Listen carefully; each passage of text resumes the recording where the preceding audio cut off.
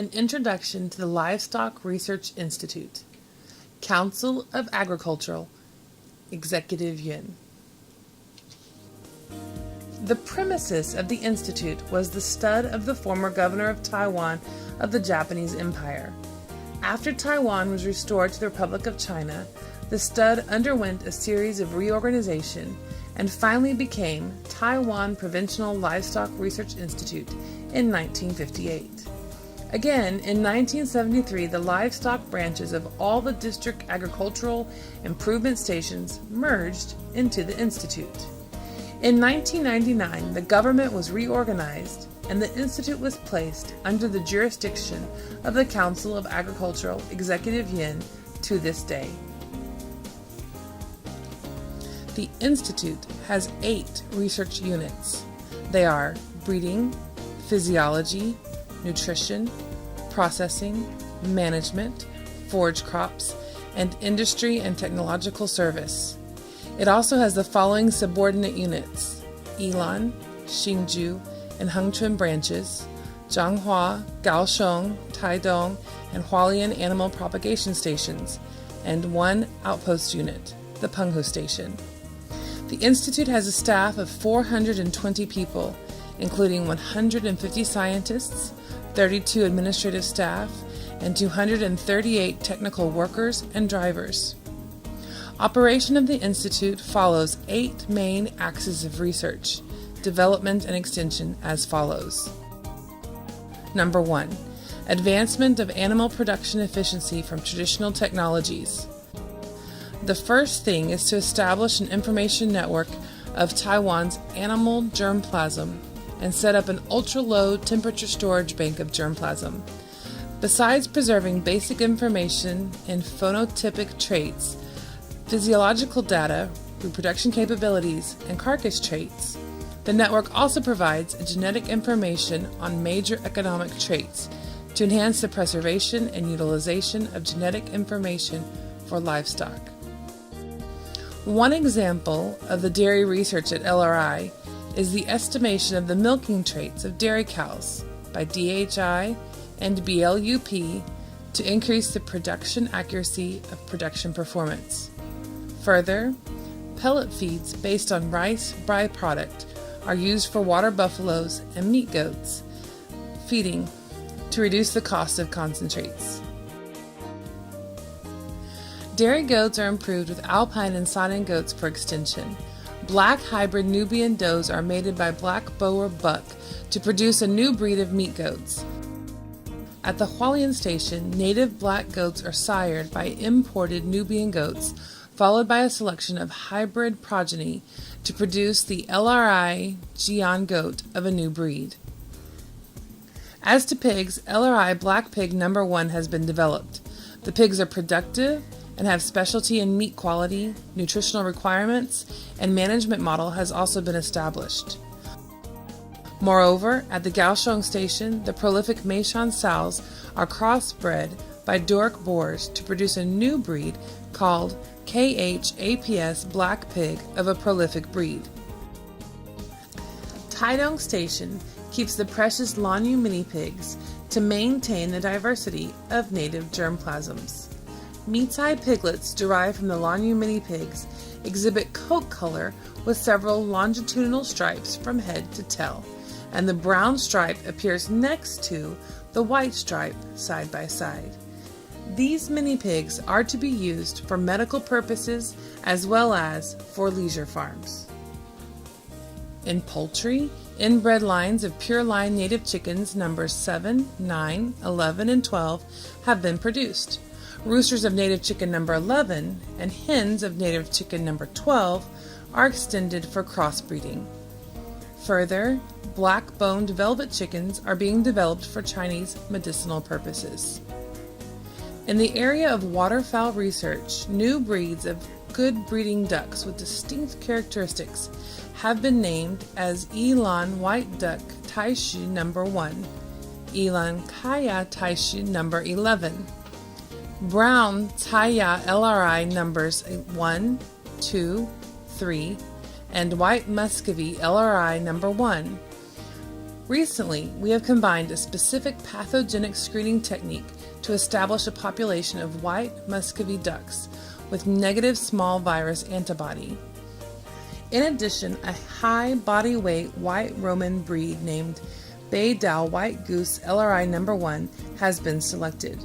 We use artificial lighting and diet techniques to adjust the production season of breeding geese to stabilize market demands.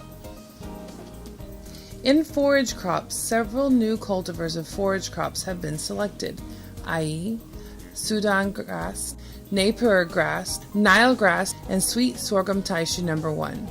In addition, Alfalfa CV, Middle East, are also introduced and developed. To use green manure crops such as soybeans, sespina, and bursum clover as the forages to feed on livestock are under evaluation. In recent years, near-infrared reflectance spectrometry is used to assess forage quality. At the Hung Twin branch, fermentation additives are developed for instilling agricultural byproducts and green manure crops. The baling machines for making silage in small packages have been developed with automatic filling to enhance the quality and utilization of silages. Number 2, upgrading of animal industries through biotechnology. We have been developing technologies to identify gene markers, to establish animal gene banks, to select new breeds of livestock and poultry, to perform germplasm preservation and progeny testing. Upgrading of animal industries through biotechnology, and to develop technologies concerning the consolidation of registration, auction, and breed evaluation. In recent years, a number of gene markers have been identified. To act upon these achievements, cutting-edge managerial technologies of genetic resources have been developed, leading to the establishment of mechanisms for preservation of genetic materials and the sharing of such materials by others. In practical application, we have successfully combined the technologies of oocyte in vitro maturation and embryo transfer to develop an animal cloning platform. In addition to the Jiui family of cloned Holstein calves and Baoji Baoshang families of cloned goats, transgenic cloned goats were also successfully developed and called Baoyu family, which were believed to have carried human clotting factor 8. As to the R&D in stem cells, embryonic stem cell lines of pigs and embryonic germ cell lines of chickens have been established. Through the combined operation of the reporter gene transfection and directed differentiation into the neural lineage of the porcine embryonic cell lines, which could possibly be developed into traceable cell lines in the body after cell transplantation. A production platform is laid for using chickens as a bioreactor to produce specific IgY antibody, such as using the IgY antibody specifically against in vitre's type 71. From this platform, more specific IgY antibodies will be produced.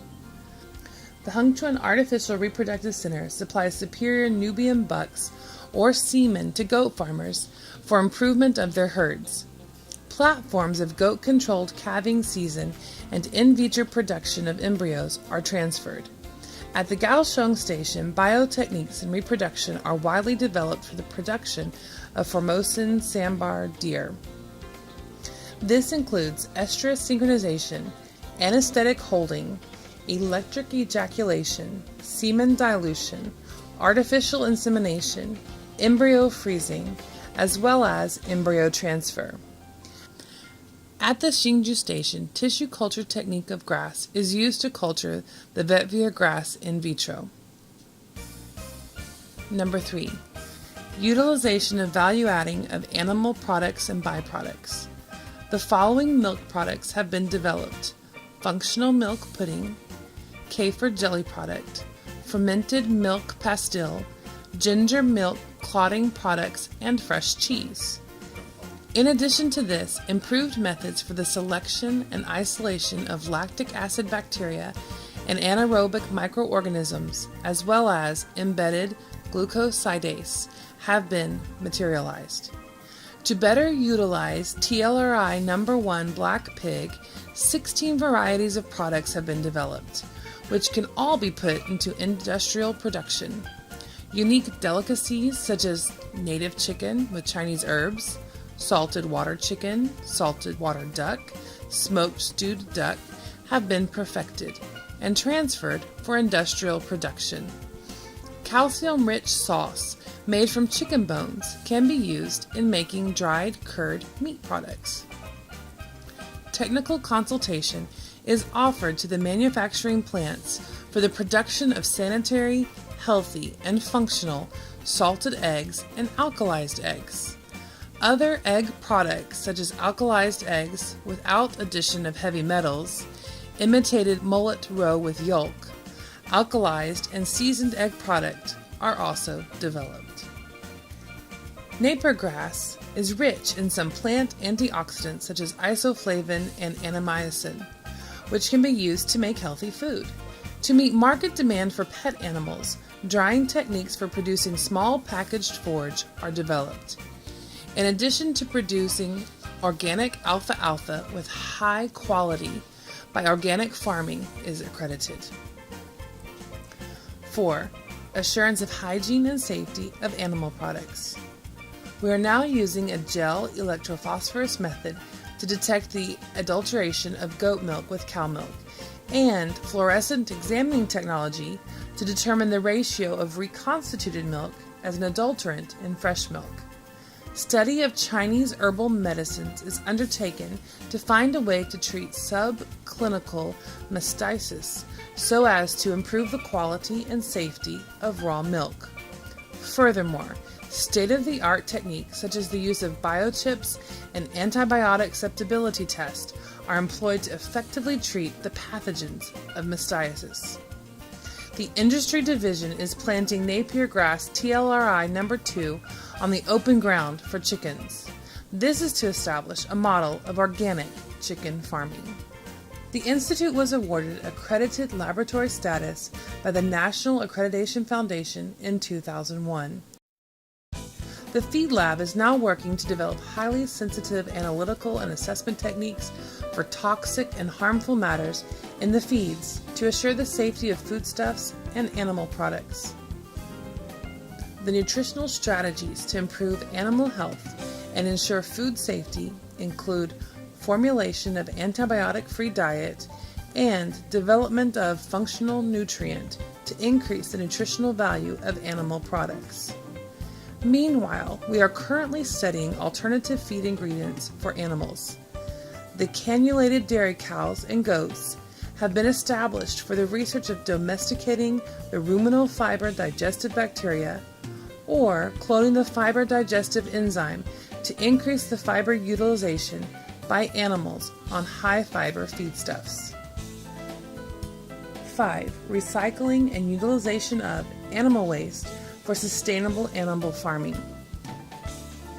To better utilize swine waste, efforts are made to exploit oil product from swine manure and to improve output of biogas from it. Other R&D items include liquid fertilizer development, environmental control pig building, air pollution control technique, screening and production of deodorizing microbes, biodegradable sludge plastic film, plant culture medium, superior compost, and biogas utilization. Results of these R&D projects have earned domestic as well as international patents and have been widely extended to the industry for sustainable animal agriculture. In order to enhance the operational efficiency of animal farms, cost analysis of pig, dairy cow, and chicken were made by simulation analysis techniques. Meanwhile, production recycling of hog feces, dairy cattle compost, and treated wastewater in pasture farms can improve the soil quality to achieve the goal of resource recycling and sustainability of pasture land. 6. The application of artificially controlled climatic chamber to study the metabolic physiology of animal and precise production technique. Construction of artificially controlled climatic chamber is used for studying the interactive effect of heat stress and nutritional or genetic factor. The result can be applied for the development of feeding techniques in tropical countries. Water padding dairy cattle barns are constructed to alleviate cattle heat stress during the summertime. Besides, by building water pad cooling duck house and temperature controlling system, temperature control and lighting programs are used in duck farming. Automatic feeding and etc. scraping, coupled with reutilization of treated wastewater as water-saving measure, has expedited the modernization of commercial duck farming. 7. Production policy and scientific management. The Institute has targeted at the integration, management, and application of its R&D results and pursued intellectual property rights. Working hand in hand with government agencies concerned, the Institute has been instrumental in the establishment of brand accreditation. The Institute also takes part in the establishment of an interactive collaboration of universities and the industry. As a result, we can see many technology transfers and licenses are made available to the industry circles each year. In 2005, the Council of Agriculture appointed the Institute as an innovation incubator for recruiting industry people and providing assistance for them to renovate their operation or forming startup companies. These are in line with the government's agricultural policy to push R&D into production industries and to help the industries to adopt scientific operation in return.